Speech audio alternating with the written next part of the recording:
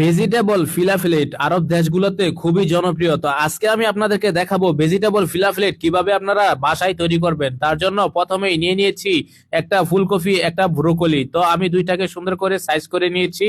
তারপরে নিয়ে নিচ্ছি একটা আলুটা আমি ছিলে সুন্দর করে কেটে দিয়ে দিলাম দুই এক পিস কাঁচামরিচ। তারপরে দিয়ে দিব একটা রসুনটা ছিলে সুন্দর করে দিয়ে দিলাম।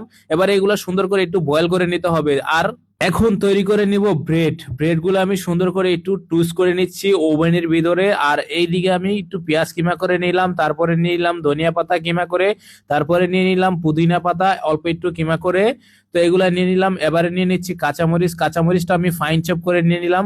এইদিকে আমার সবজিগুলা কিন্তু বয়েল হয়ে গিয়েছে, তো সবজিগুলা ভালো করে ম্যাশ করে নিব। আর এইদিকে কিন্তু আমি ব্রেড গুলো আমার টুস্ট হয়ে গেছে, তো টুস্টের জন্য আমি ব্লেন্ডার দিয়ে দিলাম।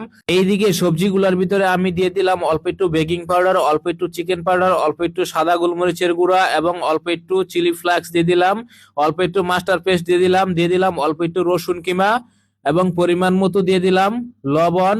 এবারে দিয়ে দিচ্ছি অল্প একটু জিরার ফাঁকি। তো জিরার ফাঁকিটা দিয়ে দিলাম অল্প একটু কর্নফ্লাওয়ার আর অল্প একটু ময়দা, দিয়ে দিলাম অল্প একটু ব্রেড ক্রাম, দিয়ে সুন্দর করে মাখিয়ে তারপরে কিন্তু একটু সরিষার তেল দিয়ে ব্রেড ক্রাম লাগিয়ে কাবাবের মতো বানিয়ে তারপরে কিন্তু আমি ডিপ ফ্রাই করতেছি। তো মোটামুটি আমার ডিপ ফ্রাই হয়ে গিয়েছে। তো এভাবে চাইলে আপনারা তৈরি করতে পারেন, খুবই সুন্দর একটা রেসিপি। ভালো লাগলে শেয়ার করবেন।